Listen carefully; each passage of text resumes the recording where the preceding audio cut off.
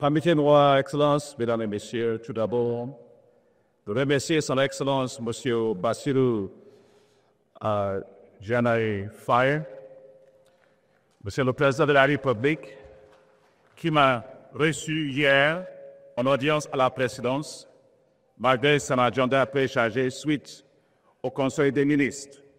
C'est toujours un grand plaisir pour moi de voir le Président de la République en forme, avec la vision, avec la détermination et avec le dévouement nécessaire pour faire avancer cette République.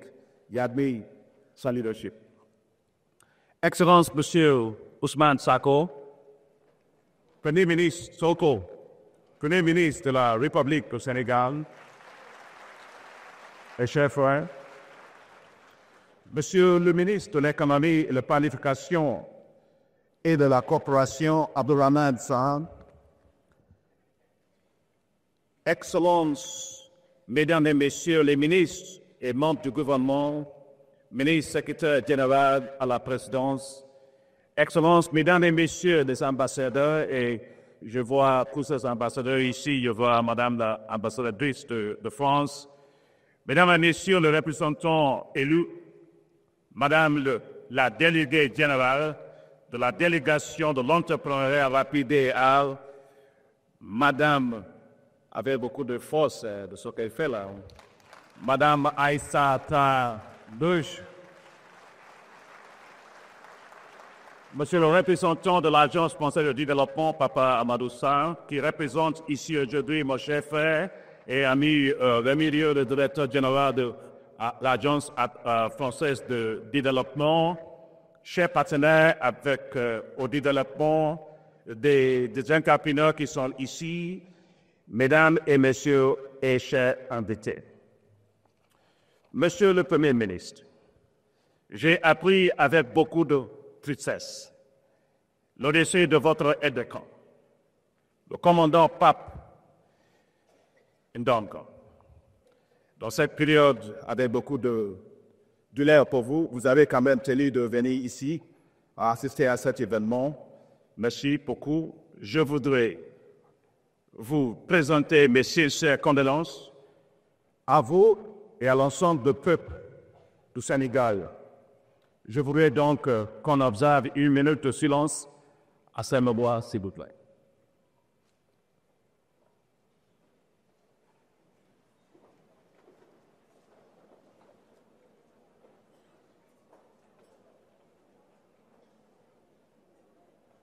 Que son âme se repose en paix.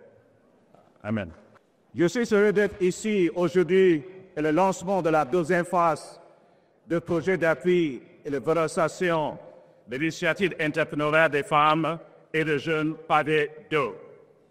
Je suis toujours très heureux de revenir au Sénégal, un pays cogène, une nation qui se caractérise par sa richesse culturelle, son ardeur au travail, sa diligence et la fierté palpable et de son patrimoine. Au cours de mon mandat de 10 ans, en tant que président de la groupe de la Banque africaine de développement, je suis revenu au Sénégal à de nombreuses reprises. Pourquoi est-ce que je reviens toujours au Sénégal? Parce que cette nation est si accueillante, si hospitalière, si chaleureuse, parce que son peuple est dynamique et avec une volonté farouche de réussir, et parce que sa démocratie et la force de ses institutions sont exemplaires en Afrique. J'ai été et je continuerai d'être un fervent défenseur du Sénégal. C'est pourquoi, au cours de mes 10 ans à la présidence de la Banque africaine de développement, nous avons soutenu 46 projets au Sénégal pour un montant de 3,6 milliards de dollars. Ces projets vont du train express régional, l'autoroute de Jaminagio, en passant par le pont de Rosso qui reliait le Sénégal à la Mauritanie, la route Tarine-Tanaf reliant le Sénégal à la Guinée-Bissau, le parc technologie numérique, les zones spéciales de transformation agro-industrielle, plusieurs projets agricoles, des projets sur les compétences et l'emploi des jeunes et des projets d'électricité. Ces projets, menés avec le gouvernement sénégalais, ont eu les effets transformateurs. J'ai été très heureux hier soir, hier après-midi, il doit dire, lorsque Son Excellence, Monsieur le Président de la République, Son Excellence Bassirou Diomaye Faye, m'a dit, et je le cite, « Le projet de la Banque africaine de développement, sous votre direction, a plus d'impact sur la vie de nos populations que vous ne pouvez imaginer. » Fin de cette citation. Merci beaucoup, Excellence, Monsieur le Président. En effet, et c'est pourquoi nous continuerons de soutenir fermement le gouvernement du Sénégal et la mise en œuvre de sa vision Sénégal 2050. La vision Sénégal 2050 libérera l'espoir dans le pays de la Teranga. Pour libérer l'espoir, il faut commencer par construire un nouvel avenir pour la jeunesse sénégalaise. Créer des emplois et offrir aux jeunes la dignité et les moyens de subsistance durable aujourd'hui et à l'avenir. Excellences, Mesdames et Messieurs, je suis heureux de constater que la création de cet espoir pour les jeunes est une priorité absolue pour le président Bassirou Diomaye Faye, le Premier ministre Ousmane Sonko et l'ensemble du gouvernement sénégalais. Vous pouvez l'applaudir, ils font le travail. Et vous avez absolument raison, car si les jeunes représentent 43% de la population sénégalaise, 22% d'entre eux sont au chômage. Et le taux de chômage des jeunes femmes est 3 fois plus élevé que celui des jeunes hommes. Comme le reste de l'Afrique, le Sénégal, qui est doté d'une population jeune très importante, doit transformer son avantage démographique en un atout économique. Faute d'opportunités économiques dans leur pays, de nombreux jeunes Africains entreprennent les périlleux voyages vers l'Europe sur les embarcations des fossiles en Méditerranée. Ceux qui parviennent à atteindre le côté étranger se retrouvent parfois à effectuer des travaux subalternes, tandis que ceux qui n'ont pas eu cette chance deviennent des réfugiés. L'Afrique ne peut pas se développer avec fierté qu'il faut si sa jeunesse fuit le continent. À mon avis, l'avenir de la jeunesse africaine ne se trouve ni en Europe, ni en Amérique, ni ailleurs. Son avenir doit être en Afrique qui se développe efficacement, et qui est capable d'offrir des opportunités économiques à cette très grande population de jeunes. Ici, je dois vous dire la raison pour laquelle j'ai soutenu fortement le pavé. À le commencement de mon mandat en 2015, je suis venu ici dans la première semaine avant de prendre le mandat, commencer le travail à la BAT. Et il était là, et il y a un porte qu'on appelle la porte de Daniel Soti. Il était là-bas avec beaucoup d'émotion. On m'avait dit, c'est ici qu'avec la chaîne, ils sont fait partie ici, beaucoup des Africains. Et quand je suis rentré dans ma voiture, j'ai réfléchi beaucoup de ça. J'ai dit non, c'est pas vrai, on ne peut pas continuer comme ça. Mais aujourd'hui, qu'est-ce que je vois? Là ils ont fait ça contre leur volonté. Aujourd'hui, nos jeunes font ça avec leur volonté. C'est la même Méditerranée. Non. C'est la raison pour laquelle je dis l'Afrique doit mettre derrière les jeunes africains les ressources financières. Les jeunes n'ont pas besoin de l'aide. Ils ont besoin de systèmes financiers qui marchent pour qu'on tourne l'avantage démographique à un avantage économique. Il faut croire dans les jeunes là. C'est la raison pour laquelle, à la Banque africaine de développement, si vous êtes jeune, vous êtes âgé de 22 ans, vous rentrez dans la banque, et vous regardez les gens avec nos papiers comme moi et tout ça là, et vous dites, vous êtes risquant là, on regarde risque là-bas, risque là-bas. Les gens n'ont pas de risque pour l'Afrique. Ils ont des idées, ils sont entrepreneurs, il faut qu'on mette les finances derrière eux, il faut aussi réussir. C'est la raison pour laquelle la Banque africaine de développement a commencé à mettre en place, comme Papa Sarr vient de dire, ce qu'on appelle la banque d'investissement dans l'entrepreneuriat de jeunes en Afrique. On met nos ressources derrière les jeunes. Il faut créer les richesses de jeunes en Afrique. Applaudis pour le jeune, moi, je travaille pour ça. Excellence, Monsieur le Premier ministre, c'est pour cette raison que je suis ravi d'être ici aujourd'hui avec vous. Pour le lancement de la deuxième phase du projet d'appui et de valorisation des initiatives entrepreneuriales pour les femmes et les jeunes pavés d'eau.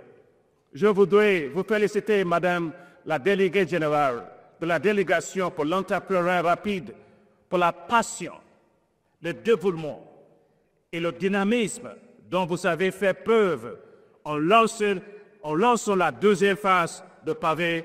Merci beaucoup, Madame.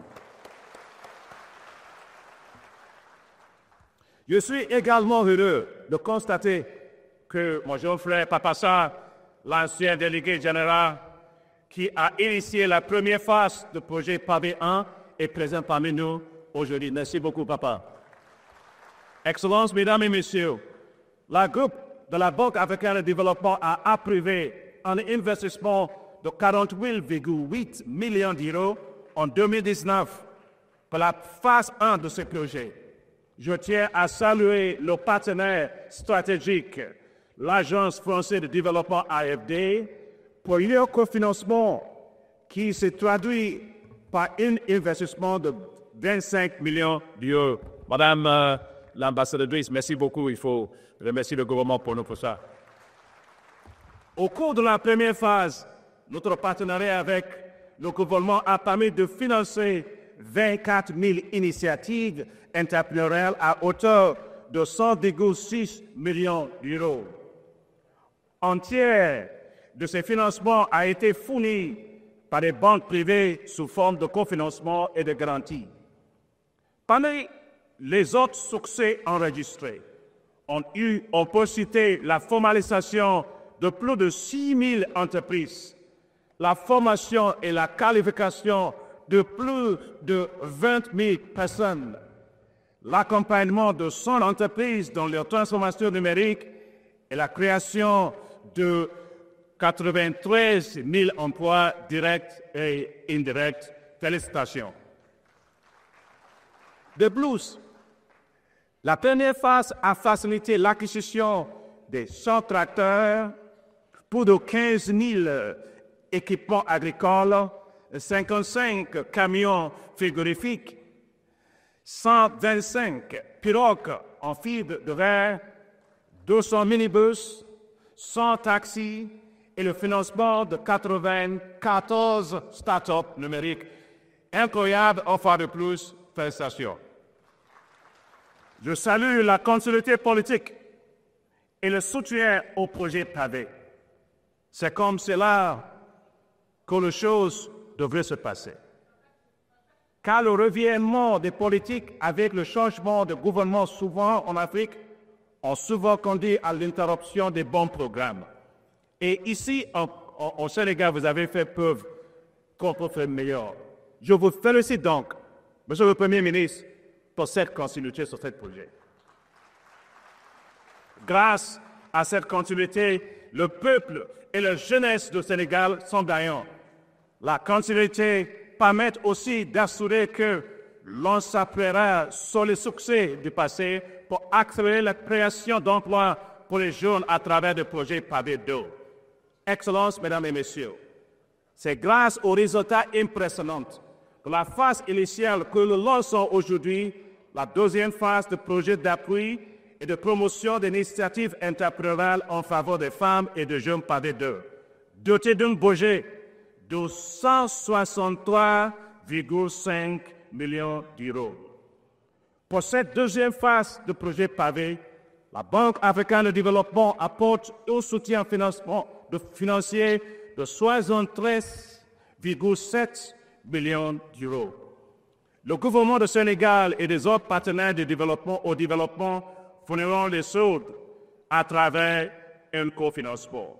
Je suis heureux aussi de relever ici que l'initiative de financement en faveur des femmes en Afrique, AFAWAM, qui a un fait impact, a fourni un don de 841 000 euros pour permettre au projet d'avoir un impact majeur sur les femmes, les jeunes femmes. Si on ne soutient pas les femmes, il ne se passe ce qu'on fait là. Parce que vraiment, ce sont les femmes qui font bouger l'Afrique au monde entier. Excellences, Mesdames et Messieurs, le projet pavé d'eau s'inscrit dans le cadre de la vision Sénégal 2050. Votre admirable vision pour l'avenir du Sénégal et renforcera de manière significative la délégation à l'entrepreneuriat rapide afin de consolider ses activités à financer les initiatives entrepreneuriales des jeunes et des femmes. Excellences, Mesdames et Messieurs, pavé d'eau aura des résultats à fort impact. Création de 92 633 emplois directs et indirects et financement de 51 212 initiatives entrepreneuriales. Pavé d'eau ira encore plus loin. Il va susciter l'espoir, créer des emplois et améliorer la qualité de vie de la population sénégalaise. Ouvrir la voie à la prospérité pour de nombreux jeunes sénégalais et créer une richesse axée sur la jeunesse au Sénégal. Excellences, Mesdames et Messieurs, pavé d'eau aura un énorme impact pour la jeunesse sénégalaise. Ensemble, faisons de pavé d'eau un grand succès. Le succès de pavé d'eau permettra le succès de la jeunesse sénégalaise. Les jeunes africains sont bancables. Et je suis ici aujourd'hui en tant que président de la Banque africaine de développement de vous dire avec le voix très immense que les jeunes sénégalais et sénégalaises sont bancables. Vous pouvez toujours compter sur le soutien de la Banque africaine de développement et notre partenaire Agence française de développement. Et pour terminer, je suis africain, né dans un village, je connais les choses, on a vu, il y a l'arbre qu'on appelle le baobab, n'est-ce pas? Le baobab, c'est un arbre assez large comme ça. Si tu prends la main comme ça, tu ne peux pas couvrir. Mais si tu fais ta main avec les autres, on peut faire ça autour de ça. Les jeunes Sénégalais, les jeunes Africains, c'est juste comme le baobab. Il faut qu'on entoure avec le soutien qu'il faut. Donc, je voudrais, avec votre permission, Excellence, Monsieur le Premier ministre, et vous, les Excellences, permettez-moi juste une seconde, si vous pouvez se lever et amener la main de personnes autour de vous comme ça. C'est ça seulement. On n'a pas dans une période de Covid, il n'y a pas Covid, il n'y a pas rien là.